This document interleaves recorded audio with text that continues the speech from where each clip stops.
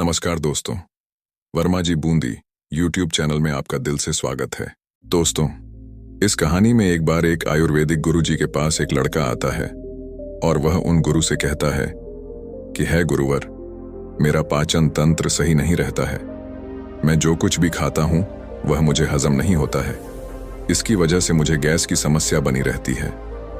मुझे ऐसा लगता है कि जैसे मेरा पेट तो भरा भरा रहता है। पेट भरा भरा महसूस होने के कारण मुझे भूख भी बहुत कम लगती है।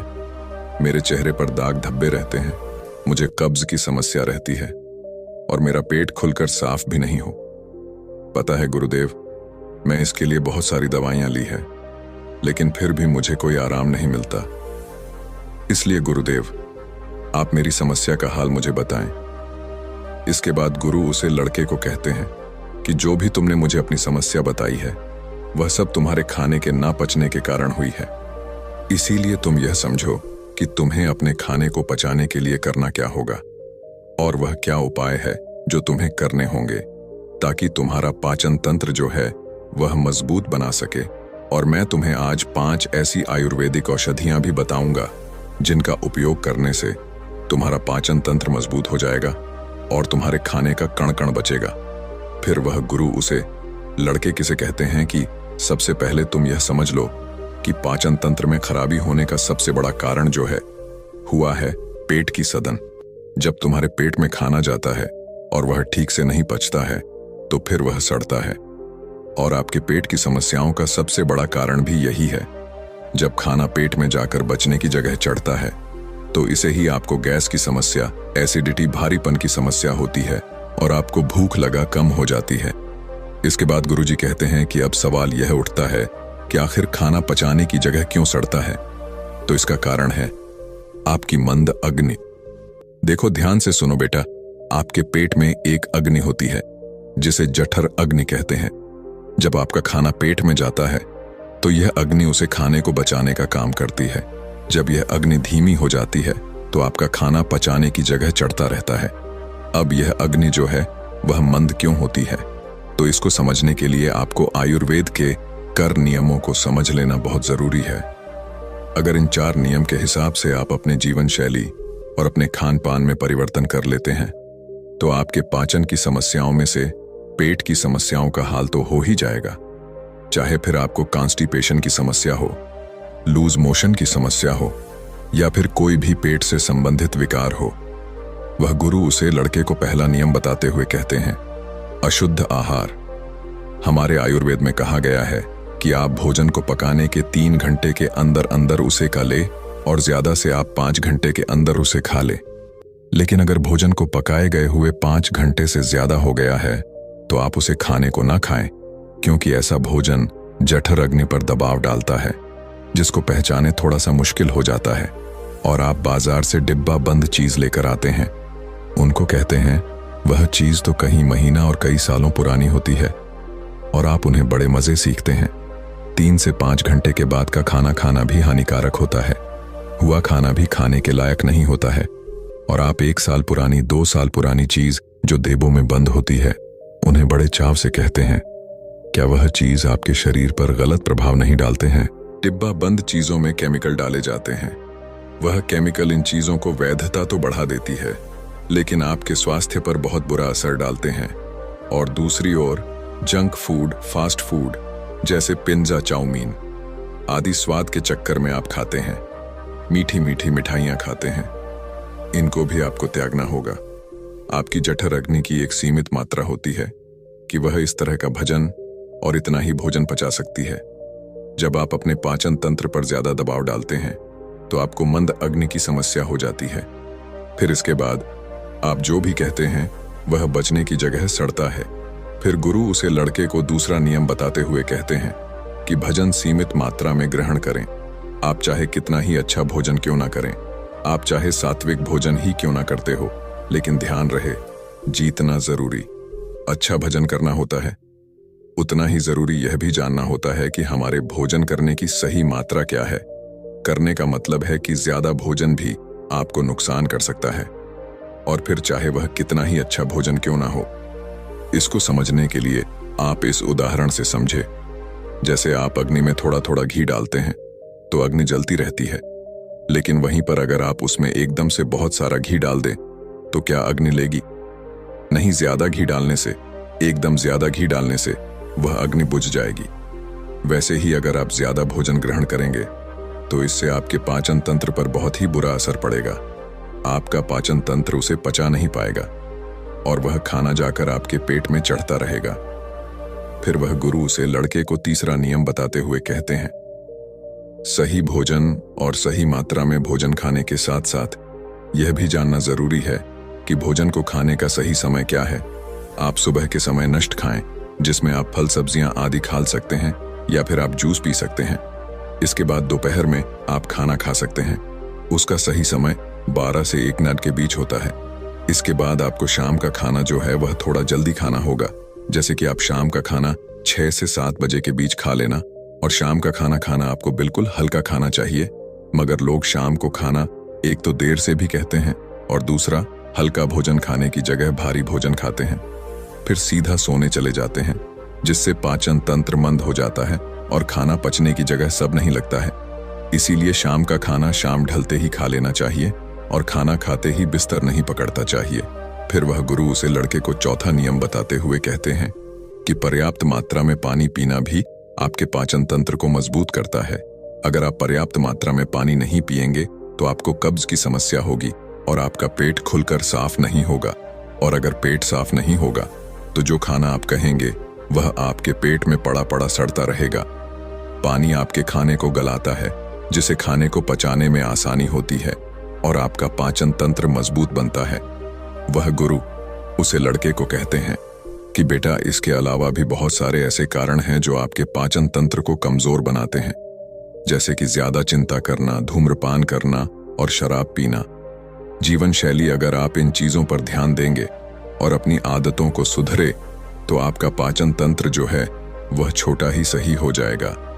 फिर वह गुरु उसे लड़के को कहते हैं कि इन आदतों और नियमों के अलावा अगर आप कुछ आयुर्वेदिक औषधियां भी लेते हैं तो आप अपने पाचन तंत्र को बहुत ही बेहतर बना पाएंगे और फिर उसके बाद आप जो भी कहेंगे वह आपका सब पच जाएगा। फिर इसके बाद गुरुजी उसे लड़के को पहले औषधि के बारे में बताते हुए कहते हैं कि सबसे पहले औषधि है त्रिफला चूर्ण। आपके पाचन तंत्र के लिए त्रिफला से अच्छा कुछ भी नहीं है। यह सबसे बढ़िया औषधि है। त्रिफला पाचन शक्ति बढ़ाने और मेटाबॉलिज्म में सुधार करने का एक प्रभावी नुस्खा है। दरअसल त्रिफला 3 आयुर्वेदिक हर्ब्स का एक अद्भुत मिश्रण है। इसे बनाने के लिए आंवला हर्ड और बहेड़ा का प्रयोग किया जाता है। तीनों ही जड़ी बूटियों में रोचक गुण होती है। यह मल त्याग को बढ़ावा देने में मदद करती है, साथ ही कब्ज से छुटकारा भी दिलाता है। त्रिफला शरीर के तीनों दोष, वात, पित्त और कफ के संतुलन को बनाए रखने में आपकी मदद करता है। यह आंत में अच्छे बैक्टीरिया को बढ़ता है, साथ ही टॉक्सिन्स को नष्ट करता, जिससे डाइजेशन में सुधार होता है। नियमित त्रिफला का सेवन करने से पाचन संबंधित समस्याओं से बचाव और उनमें छुटकारा पाने में मदद मिलती है। आप रात में सोने से पहले गर्म पानी के साथ त्रिफला का सेवन कर सकते हैं। इसके लिए बस आपको 1 चम्मच त्रिफला अपनी जीभ पर रखना है, फिर गुनगुने पानी के साथ इसे निगल जाना है। आप चाहे तो दूध के साथ इसका सेवन कर सकते हैं। इसके अलावा आप रात में सोने से पहले 1 गिलास पानी में 1 चम्मच त्रिफला पाउडर मिलाकर ढककर छोड़ सकते हैं और सुबह खाली पेट इसका सेवन कर सकते हैं। यह भी पाचन को दुरुस्त रखने में आपकी मदद करेगा। फिर गुरु उसे लड़के को दूसरी औषधि के बारे में बताते हुए कहते हैं कि वह है हिंगवाष्टक चरण, या एक पॉलीहर्बल आयुर्वेदिक हिंग है, जिसका उपयोग पाचन विकारों के इलाज के लिए किया जाता है। यह हींग काली अदरक, जीरा, क्लचीट, अजवाइन और हिमालय नमक से मिलकर बना होता है। यह मल त्याग, पेट फूलना, अपच और कब्ज जैसी स्थितियों को प्रबंध करने में मदद करता है, या पेट में जलन पैदा किए बिना पंचक में मदद करता है। आयुर्वेद के अनुसार हिंगवाष्टक चरण में दीपन यानी कि भूख बढ़ाने वाला और पाचन अच्छा होते हैं, जो भोजन को पचाने में मदद करते हैं, अपच और पेट फूलने से राहत दिलाते हैं। यह गुण भूख न लगने की समस्याओं में भी मदद करते हैं। हिंगवाष्टक चरण में वात संतुलन गुण भी होता है, जो पेट को नियंत्रित करने में मदद करता है। इसका भी प्रयोग आपको खाना खाने के 45 मिनट के बाद पानी या दूध में किया जा सकता है। फिर गुरु उसे लड़के को तीसरी औषधि के बारे में बताते हुए कहते हैं, एलोवेरा। एलोवेरा का नाम किसी भी स्किन या फिर हेयर प्रॉब्लम के लिए सुझाया जाता है, लेकिन यह पेट की समस्याओं के लिए भी इसी तरह कारगर साबित होता है। एलोवेरा का जूस पेट की परेशानियों से भी राहत दिलाता है। इसमें मौजूद एंजाइम पाचन क्रिया को बेहतर बनाते हैं और पोषक तत्वों के अवशोषण में भी मदद करते हैं। इसी तरह एलोवेरा पेट के क्षेत्र की वजह बनने वाले बैक्टीरिया और परजीवियों से भी सुरक्षा प्रदान करता है, जिससे स्टमक इन्फेक्शन होने से बचाव होता है। कॉन्स्टिपेशन और एसिड रिफ्लेक्ट जैसी पेट से जुड़ी समस्याओं से बचाने में भी एलोवेरा का जूस बहुत ही फायदेमंद है। इसके अलावा यह इम्यून सिस्टम को मजबूत बनाने और मेटाबॉलिज्म को बढ़ाने में भी मदद करता है। इसके बाद गुरुजी उसे लड़के को चौथी चीज बताते हुए कहते हैं कि आप ऐसी समस्या में हर्बल चाय का इस्तेमाल भी कर सकते हैं। यह चाय उबाले जाने वाली जड़ी बूटियां के मिश्रण से बनती है, जिनमें अनेकों औषधीय मिलाई जाती है। यह पाचन तंत्र को मजबूत करने के लिए बनाई जाती है। इसमें पुदीना, जो पाचन तंत्र की मांसपेशियों को आराम करने की क्षमता करते हैं या आपके लक्षणों गैस और ब्लोटिंग को कम करने में मदद करता है। इसमें अदरक, जो एंटी इन्फ्लेमेटरी गुणों से भरपूर होता है, पाचन को प्रोत्साहित करने में मदद करता है और उपस्थित गैस और ब्लोटिंग को कम करने में सहायता प्रदान करता है। इसमें धनिया, जिसमें गारमेंट्स अच्छा होते हैं, वह भी पाचन को सहायता प्रदान करता है और मलाशय को शांत कर सकता है। इसी तरह कई अन्य जड़ी बूटियां होती हैं जो आपके पाचन तंत्र को मजबूत कर सकती हैं। आप इन सभी के मिश्रण को हर्बल चाय बना सकते हैं, जो आपके पाचन तंत्र को मजबूत बनाने में आपकी सहायता करेगी। ध्यान रखें, इस तरह की चाय में आपको चीनी नहीं डालनी है। आप चाहे तो थोड़ा सा शहद इस समय डाल सकते हैं, और जिनको डायबिटीज है वह इस चाय को फीकी ही पिए। इसके बाद गुरु उसे लड़के को पांचवी और अंतिम औषधि बताते हुए कहते हैं, अजवाइन पाचन तंत्र ठीक ना होने की वजह से लोगों में गैस की प्रॉब्लम देखी जा सकती है। अजवाइन का पानी गैस की दिक्कत को भी काम करता है और पेट फूल की समस्या में भी आराम देता है। इसके साथ ही अजवाइन जो है वह पेट में इंटर में भी राहत देता है। इसके पानी में कुछ विशेष एंजाइम पाए जाते हैं जो आंतों की सफाई करते हैं और इससे भोजन के पोषक तत्वों के अवशोषण में मदद मिलती है। अजवाइन का पानी तेजी से वजन को हटाता है और मेटाबॉलिज्म को दुरुस्त रखता है।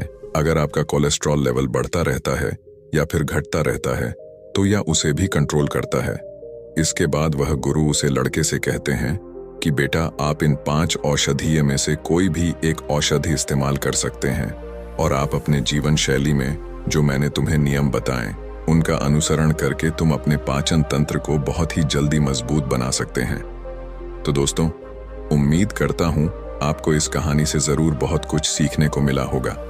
यह कहानी आपको कैसी लगी कमेंट बॉक्स में कमेंट करके जरूर बताएं और इस वीडियो को लाइक भी जरूर करें और साथ ही इस वीडियो को अपने दोस्तों के साथ जरूर शेयर करें ताकि उन्हें भी इस कहानी से कुछ सीखने को मिल सके।